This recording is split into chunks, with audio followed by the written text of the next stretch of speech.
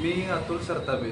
मी माळशिरसमध्ये स्थायिक आहे. माझं गाव मेडद आहे आणि मी स्वतः BSc ॲग्री आहे आणि मी भारतीय जनता पार्टीकडून उमेदवारीसाठी माळशिरस विधानसभेसाठी इच्छुक आहे.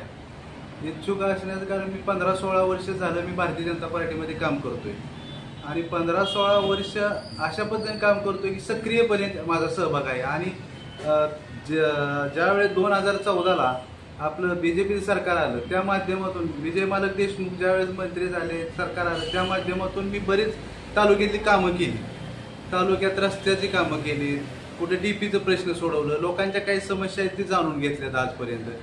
आणि ह्या भागात आता सध्याला काय चालतंय ते सगळ्या महाराष्ट्रात आता जातीय समीकरणावर च्या आधारे निवडणुकांचं चालू आहे की जातीचं म्हणजे सगळ्यांना चालणारा उमेदवार. आता हा SC मतदारसंघ आहे तर ह्या मतदारसंघात कसं आहे सगळ्यांना चालणारा उमेदवार पाहिजे.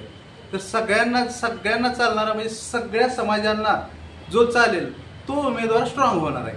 आता इथं काय आहे पुढचा प्रतिस्पर्धी कोण असेल काय त्याचं आम्हाला घेणं देणार. पण भारतीय जनता पार्टीने जी कामं केलीत त्या आधारे आम्ही निवडणुकीच्या सामोरच आहे. जर भारतीय जनता पार्टीनं मला संधी दिली तर माझ्यासाठी शिफारस करणारी माझ्यासाठी जी माणसं लोक आहेत ती सर्व समाजाची आहेत आणि मी सर्व समाज समावेशक आहे. अशा पद्धतीने मी तयारी करत आहे. पूर्ण SC समाजात साधारण 85,000 ते 90,000 मतदान आहे आणि त्यापैकी प्रामुख्याने बौद्ध समाज जास्त आहे, त्याच्यानंतर मातंग समाज आणि मग चांभार कोलार असे इतर मध्ये आहेत. आता समाजानं असं ठरवलं की सगळ्यांनी एकत्र यायचं, SC ST समाजाने एकत्र यायचं आणि जी बाहेरून उमेदवार आयात केलेला आहे त्याच्या विरोधात आपला एकच उमेदवार द्यायचा. तर तुम्ही भाजपात आहे, जर त्यांनी एकच उमेदवार दिला तर तुम्ही भाजपची निष्ठा राखून भाजपचं काम करणार की समाजाचा निर्णय मान्य करणार? नाही, मी पहिल्यापासून काय तुम्हाला सांगितलं मी भारतीय जनता पार्टीमध्ये काम करतोय आणि समाजाबरोबर प्रत्येक माणूस राहत असतो. समाजात आता SCचा मतदारसंघ आहे म्हणजे त्याच्यात 5-10 नावं सुचवणार, त्यापैकी माझं पण नाव सुचवणार. आणि जो पक्ष ह्या SC मधल्या एका बौद्ध समाजातील मातंग समाजात जे ठरल त्यांच्यातला जो सगळ्यांनाच चालेल उमेदवार तसा उमेदवार देईल. जरी मला मिळालं नाही तरी मी काम करायला तयार राहणार आहे. समाजाबरोबर काम करणार सगळ्याबरोबर. मी भारतीय जनता पार्टीत आहे पहिला. आपल्याला नाही दिलं तर आपण त्या भाजपच्या विरोधात लढायचं. त्यावेळेस आपलं मत काय की बाबा तुम्ही समाजाबरोबर राहणार की भाजपचंच काम करणार? आता काय ठरलंय अजून रणनीती काही ठरली नाही त्याची समाजाची पूर्ण की एक उमेदवार कोणता द्यायचा आणि अजून पक्षांनी कोणत्या ठरवलं नाही. कोणता तरी पक्ष दोन्हीपैकी एक भूमिपुत्रच द्यावा लागणार, बाहेरचा उमेदवार देणार नाही कोणताही पक्ष. आणि जर भूमिपुत्र दिला तर हा SC मधलाच एखादा असणार आहे. त्याच्यामुळे कुठल्या पक्षाने दिलं तर त्याच्याबरोबर पूर्णपणे ताकदीनं आम्ही सुद्धा दुसरा जरी दिला तरी मी त्याच्याबरोबर राहील. SC म्हणजे आतापर्यंत त्यांनी चर्मकार समाजाचा उमेदवार दिले, तर आता यांची मागणी काय आहे दलित समाजाला उमेदवारी द्यावी. बौद्ध समाज यापूर्वीच्या किती टर्म झालं भाजपनं बाहेरचा उमेदवार दिला?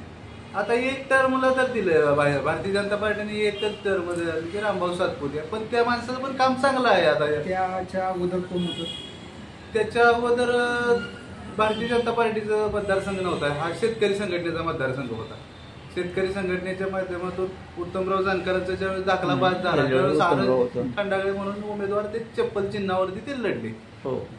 अशा तालुक्याच्या कोणत्या महत्वपूर्ण समस्या आहेत की बाबा ज्याविषयी तुम्हाला माहिती आहे आणि त्या आधारे तुम्हाला पक्षाकडून उमेदवारी दिली जावी की तुम्ही त्यावर काहीतरी इतरांपेक्षा वेगळं काम करू शकता? तालुक्यात महत्वाचा प्रश्न आहे की आपण आपल्या तालुक्यातील तरुण पिढी पूर्णपणे शहराकडे वळायला लागली. कारण की रोजगार नाही, त्याला MIDC आणली पाहिजे. MIDC आणण्यासाठी प्रयत्न करणार. आता MIDC चालूच आहे, गारवाडमध्ये जे प्रोसेस चालू आहे, पण त्याला आपण हातभार आपण पण लावतोय त्या गोष्टीसाठी.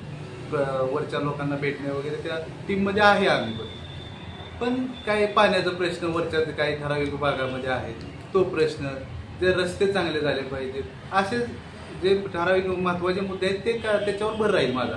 आणि तरुणांना चांगल्या दिशेने पुढे नेण्याचा प्रयत्न राहील माझा. यापूर्वीचे आमदार भाजपचेच होते मग एवढे भाजपचे आमदार असताना सुद्धा ही समस्या का सुटल्या नाही? तर भारतीय जनता पार्टीचे आमदार राम सातपुते यांनी त्यांच्या कार्यकाळात चांगलं काम केलं. त्यांनी दवाखान्याच्या आरोग्याच्या बाबतीत लोकांचं सेवा केली, नंतर रस्त्याची कामं केली, शासकीय विश्रामगृह नव्हतं माहेश्वरला, ते शासकीय विश्रामगृह गेलं. बऱ्याच अशा अनेक गोष्टी त्यांनी केलेल्या आहेत काम. आमदार असा निष्क्रिय आमदार नव्हता तो. जे भारतीय जनता पार्टीचे राम सातपुते हे सक्रिय आमदार होते. तुम्हाला का उमेदवारी द्यावी, तुम्ही इच्छुक आहे म्हणून तुम्ही स्वतः सांगताय? मी भारतीय जनता पार्टीत गेले 15 ते 16 वर्ष काम करतोय. मी एज्युकेटेड आहे, एक पदवीधर आहे, BSc ॲग्री झाली माझी. आणि मी संघाच्या माध्यमातून बाकीच्या सगळ्या लोकांच्या भारतीय जनता पार्टीच्या पदाधिकारी त्याच्यात मी सगळ्यांना सर्व परिचित आहे. आणि आता ह्या सिच्युएशन अशी आहे की सगळ्यांना चालणारा उमेदवार पाहिजे. आता ज्यावेळेस दोन्ही गट एकत्र झाले त्याच्यात थोडेसे भारतीय जनता पार्टी कमी दिसली, पण भारतीय जनता पार्टीला मत देणारे लोक कमी नाहीत. ते विचारसरणीचे आहेत भारतीय जनता पार्टीचे. त्याच्यामुळे त्या लोकांचं असं म्हणणं आहे की इथला स्थानिक उमेदवार आणि अतुल सरतापे चांगल्या पद्धतीने काम करेल अशी भूमिका आहे लोकांमध्ये. आणि तुम्ही कोणाला विचारलं तरी ते सांगतील तुम्हाला. शरद पवार येतो कोणी जो उमेदवार देतील त्या उमेदवाराला तुम्ही टफ फाईट देऊ शकाल असा तुम्हाला कॉन्फिडन्स आहे? 100% मी देऊ शकेन. साधारण तुम्हाला किती मते पडण्याची अपेक्षा आहे? SC समाजाची 80 ते 90 हजार. आम्ही विनिंग होईल एवढं सांगतो. आणि एका घरात 2-3 महिला असतात, घर कुटुंब चालवण्यासाठी त्यांच्यासाठी मदत सरकारने झाली. मला असं वाटत नाही का की बाबा ह्या लाडकी बहीण योजना असेल, ती फुकटचा गॅस असेल, फुकटची लाईट असेल, फुकटचा ST प्रवास असेल, असं सगळं फुकटचं देऊन लोकांची क्रयशक्ती कमी केली जाते असं तुम्हाला वाटत नाही? तसं म्हणता येणार नाही. कारण की आपल्यात कसं आहे, एक उच्च वर्ग, एक मध्यमवर्गीय आणि एक खालचा वर्ग आहे. मग त्या लोकांना त्याचा फायदा घेणं आणि काही लोकांना कसं आहे रोजगाराच्या बाबतीत किंवा काही ठिकाणी आता मी बघतोय SC समाजातल्या, असं SC समाजातलेच म्हणून नाही पण प्रत्येक समाजात एक 5-10% वर्ग असा आहे की त्यांना संध्याकाळची जेवणाची परिस्थिती अवघड होते कधी. मग त्याच्यासाठी ही योजना अशी चांगल्या पद्धतीने काम करते. पण आता हे सगळं रेशन फुकट मिळायला लागलंय, दर महिना 1,500 रुपये मिळायला लागले, त्याच्यामुळे लोक आता कामाला जायला नको म्हणायला लागले. तसं नाही, काही ठराविक 2-4% लोक तशी राहतातच की, प्रत्येक ह्याच्यात 2-4% लोक राहतात. पण आता सध्या असं नाही की लोक कामालाच जात नाहीत. प्रत्येक जणाच्या इच्छा अपेक्षा वाढलेल्या असतात. हे पैसे देऊन पण कामाला जाऊन त्यांच्या राज्याच्या तिजोरीवर जे अतिरिक्त भार पडतोय त्याविषयी काय? त्याच्यावरती मी नाही काय बोलू. नाही, रामभाऊ सातपुते यांनी इलेक्शन लढताना 2 मुद्दे सांगितले होते. पंढरपूर रेल्वे आणि कृष्णा भीमा स्थिरीकरण हे मी करणारच की त्यांनी सटीकपणे सांगितलं होतं, पण त्याच्यानं काहीच केलं नाही. तर मग तुम्ही चांगलं काम कसं काय म्हणू शकता? फलटण पंढरपूर रेल्वेचं काम 99% काम झालेलं आहे. सर्वे चालू आहे. म्हणजे तो निधी महाराष्ट्र शासनाने जो द्यायचा होता वाटा त्याला पण मंजुरी दिली. महाराष्ट्र शासनाने द्यायचा, केंद्र सरकारने तर दिलीच. ही मंजूर झालेला रेल्वे ट्रॅक आहे. आता 600 वर्षापूर्वी नाही, आता जो झालाय त्याच्यावर निधी टाकलेला आहे. त्याचं काम सर्वेचं काम चालू आहे आता सध्या. तुम्ही बघून घ्या एकदा.